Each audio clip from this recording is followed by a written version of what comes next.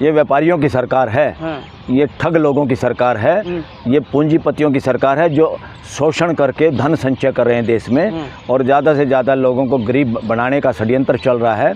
इस देश में अगर बोलने की हिम्मत कुछ बची है तो किसान और मजदूरों में बची हुई है। वो हिम्मत भी ये लोग ख़त्म करना चाहते थे किसान कानून ला के। और अब ये जो 5 साल के लिए कॉन्ट्रैक्ट की बात करते हैं, सरकार व्यापारी है क्या कॉन्ट्रैक्ट की बात करती है? सरकार को अपने लोगों से कॉन्ट्रैक्ट करने की जरूरत पड़ती है क्या? ये नॉनसेंस है, इनकी मानसिकता को दर्शाता है। ये व्यापारी लोग हैं, ये ईस्ट इंडिया कंपनी के भी बाप लोग हैं। और देश में आज़ादी के बाद आप धारा 144 का मिसयूज नहीं कर सकते।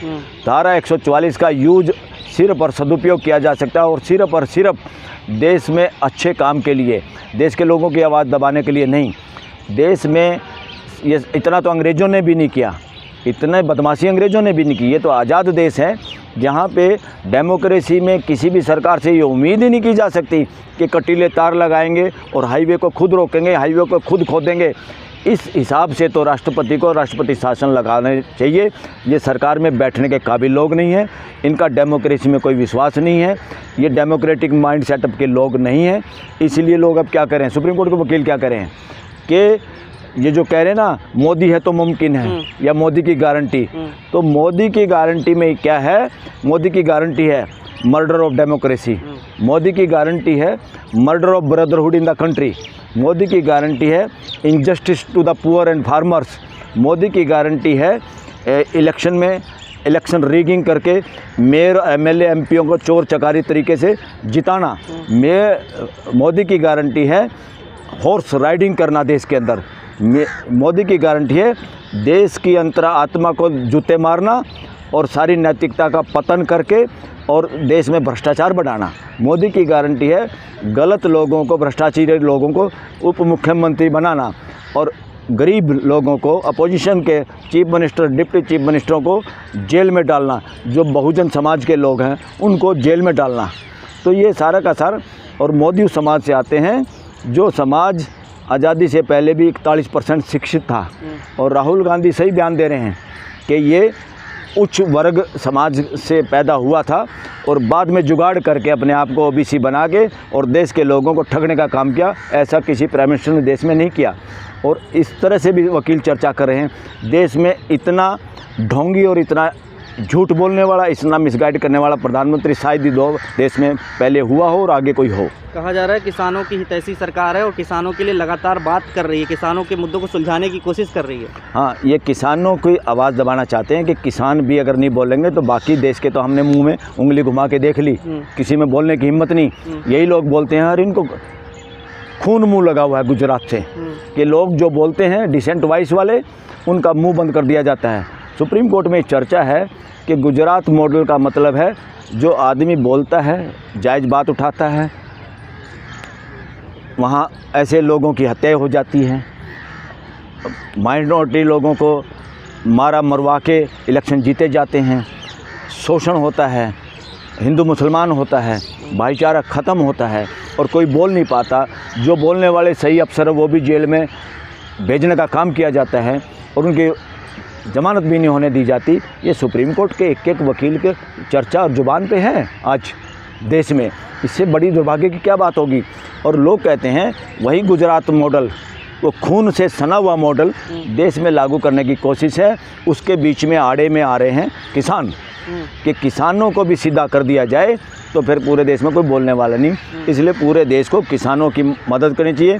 किसान हैं न्याय के दीवाने, जैसे आज़ादी से पहले लोग आज़ादी के दीवाने थे, किसान इस वक्त आज़ादी के दीवाने के रूप में काम कर रहे हैं, न्याय के दीवाने के रूप में काम कर रहे हैं। इसलिए इस देश में, आज़ाद देश में जो भी न्याय की बात करेगा और उसकी हत्या होती है, उस पर गोलियां चलती हैं, उनके रास्ते रोके जाते हैं, उनको उसी तरह से कंपनसेट करना चाहिए इस देश में। और करेगी नई सरकार, जो कि स्वतंत्रता सेनानियों को जो इज्जत मिली या मिलती है, उसी तरह की इज्जत न्याय मांगने वाले लोगों को भी फ्यूचर में इस देश में इज्जत मिलेगी। और डेमोक्रेसी ऐसा ही चाहती है, भारत का संविधान भी ऐसा चाहता है। लेकिन नकली किसान कहा जा रहा है ना उन्हें, तो ये कहा जा रहा है नकली किसान है, वो तो पाकिस्तानी लोग हैं। ये इसलिए कह रहे हैं क्योंकि नरेंद्र मोदी खुद नकली ओबीसी है, इसलिए ये सारे काम नकली कर रहे हैं लोग। इसलिए लोगों को ये नकली बताते हैं ताकि कोई हमें नकली ना बताना शुरू कर दे। ये लोगों को नकली बता रहे हैं। हाई कोर्ट ने भी कहा था कि रास्ता नहीं रोक सकते आप, तो उसके बाद भी रास्ता अभी रोकने के लिए दीवारें और तमाम तरीके की चीज़ें की जाती हैं। ये हाई कोर्ट और सुप्रीम कोर्ट की कमज़ोरी है। हाई कोर्ट और सुप्रीम कोर्ट अपनी बात को सही समझें और वो फंडामेंटल राइट और कॉन्स्टिट्यूशन की सही सुरक्षा करें, तो ये किसी की हिम्मत नहीं थी। सड़कें रुक जाती, सड़कें उखाड़ देते, कांटेदार तार लगा देते। आज़ाद देश में लोगों को प्रोटेस्ट करने का, शांतिपूर्वक अपनी बात कहने का, इकट्ठे होने का, धरने जुलूस की पूरी इजाज़त है, कोई रोक ही नहीं सकता। ये इलीगल तरीके से रोके हुए हैं, इसलिए सरकार को बर्खास्त करना चाहिए, हरियाणा सरकार को भी, जिसने ये काम किया हुआ है। और देश में राष्ट्रपति शासन लागू होना चाहिए, तब जाके फ्यूचर के इलेक्शन होने चाहिए। इन लोगों को तो संविधान की समझ नहीं है, संविधान के हिसाब से ये सरकार नहीं चला रहे हैं, ये सरकार में बैठने के काबिल नहीं है। इन्होंने अपना हक खो दिया है। यहाँ पे हरियाणा में भी और देश में भी वहाँ राष्ट्रपति और वहाँ गवर्नर शासन लागू हो जाना चाहिए।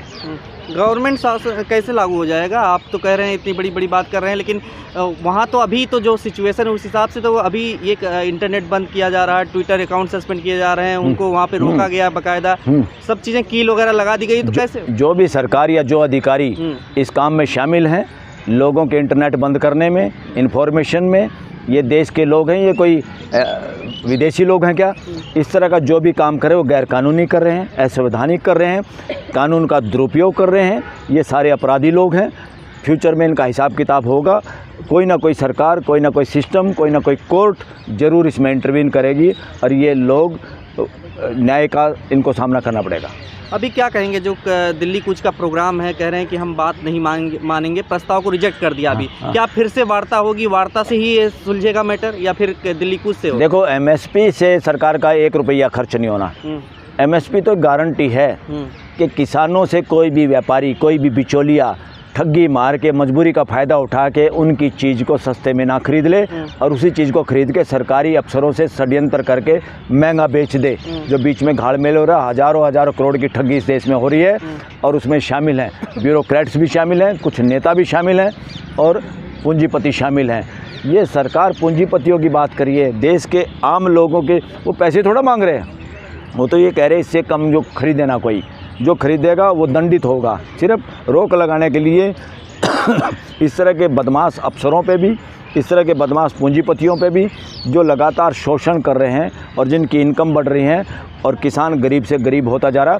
अब किसान को अगर नहीं उसकी कीमत मिलेगी, उसकी मेहनत मजदूरी की, तो उसके खेत में काम करने वाला भी जो भाई मजदूरी करता है उसको भी वो नहीं दे पाएगा।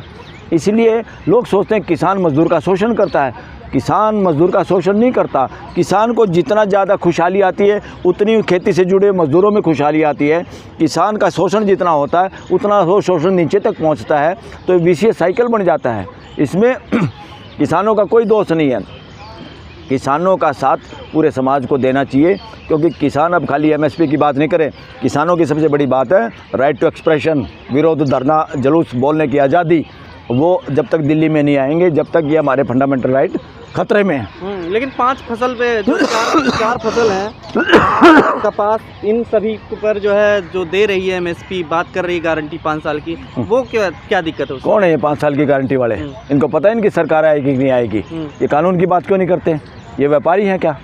सरकार ऐसा नहीं कर सकती। ये नॉनसेंस बातें कर रहे हैं, ये लोगों को बेवकूफ़ बनाने की बात कर रहे हैं। ये भाषा ही पूंजीपतियों की बोल रहे हैं, ये सरकार की भाषा नहीं हो सकती। तो मंशा नहीं है सरकार की देने की? ना, मंशा नहीं है सरकार की, क्योंकि सरकार उन लोगों की है, सरकार पे उन लोगों का कब्जा है जो धीरे धीरे पार्लियामेंट में भी पहुंच गए हैं, जो धीरे धीरे इस देश के उच्च पदों पे पहुंच गए हैं। इसलिए वो मकड़जाल, वो कैंसरस पकड़, ऑक्टोपस की पकड़ इस देश के हर तंत्र पे हो गई है इस तरह के लोगों की। लेकिन दिल्ली आने से अभी देख रहे हैं कि 2-3 किसान जो है शहीद हो गए, उसके बाद संख्या शहीदों की बढ़ेगी, किसानों की तरफ से, जवानों की तरफ से, इस तरीके से जो हिंसा हो रही है उसको लेकर फ्यूचर में शहीदों का दर्जा मिलेगा। जो लोग इलीगल तरीके से गलत काम कर रहे हैं, मौखिक आदेश पे जो काम कर रहे हैं, उन सबसे निवेदन है कोई ऐसा काम ना करे। ये सीएम पीएम बदलते रहते हैं, ये आईएएस आईपीएस भी बदलते रहते हैं। असली काम जो नीचे के कर्मचारियों को करना होता है वो कोई ऐसा काम नहीं करे। इस देश की बंदूक से, इस देश की लाठी से, इस देश के लोगों का खून का एक कतरा भी नहीं बहना चाहिए। और इन लोगों को किसी भी मौखिक आदेश पे किसी की बात नहीं माननी चाहिए। रिटर्न आदेश जो देगा वो गलत देगा तो उसका इलाज होगा। नई सरकार करेगी, कोर्ट करेगी, वकील करेंगे, जज करेंगे। बैरिकेटिंग तोड़ी जाना क्या संवैधानिक नहीं है? नहीं, बैरिकेटिंग हटाना तो देश हित में है, देशभक्ति होगी और सही होगा डेमोक्रेटिक राइट के लिए। उसको हटा के शांतिपूर्वक तरीके से दिल्ली आना यह मौलिक अधिकार है किसानों का, और यहाँ आके बल्कि उनको जगह देना, उनके लिए व्यवस्था करना, उस डेमोन्स्ट्रेशन के लिए इज्जत से डिग्निफाइड तरीके से वो अपना प्रदर्शन करें, ये जिम्मेवारी सरकार की है, हर सरकार की, हर राज्य सरकार की है और देश की केंद्र सरकार की है। गोलियां चल रही हैं, ड्रोन से आंसू गैस के गोले बरसाए जा रहे हैं। ये चल नहीं रही हैं, ये गुंडागर्दी कर रहे हैं, गैरकानूनी काम कर रहे हैं। इसमें जो भी शामिल हैं वो अपराधी मानसिकता के लोग हैं, वो अपराध कर रहे हैं, वो डेमोक्रेसी से और देश के कॉन्स्टिट्यूशन का रेप कर रहे हैं। तो क्या, चाहे वो मुख्यमंत्री हो चाहे देश का प्रधानमंत्री हो। तो कानूनी रूप से क्या इसमें सुप्रीम कोर्ट का संज्ञान लेना चाहिए? सुप्रीम कोर्ट का संज्ञान लेना चाहिए और सुप्रीम कोर्ट संज्ञान लेगी, ऐसा भरोसा आज और भी ज़्यादा मजबूत हुआ है। चलिए, बहुत बहुत धन्यवाद जी।